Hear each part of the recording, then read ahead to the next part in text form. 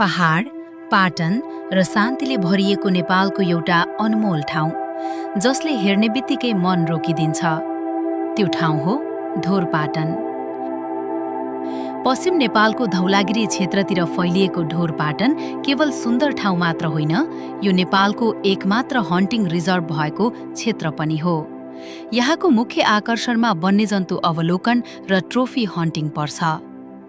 यो क्षेत्र समुद्री सतहबाट करिब 2850 मिटरदेखि 7000 मिटरसम्म फैलिएको छ।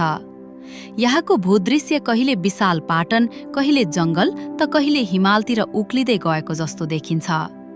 ढोरपाटनका विशाल खुला पाटन र जङ्गली भूभागमा नाउर, चितुवा, घोरल, सेरो, झारल र हिमाली कालो भालु जस्ता प्रमुख वन्यजन्तु पाइन्छन्।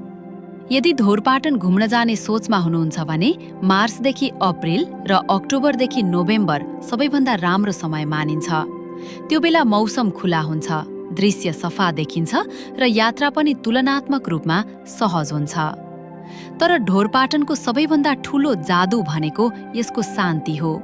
खुला पाटन, चिसो हावा र टाढासम्म फैलिएको पहाडी संसार। यस्तै नेपालका सुन्दर कथाहरूका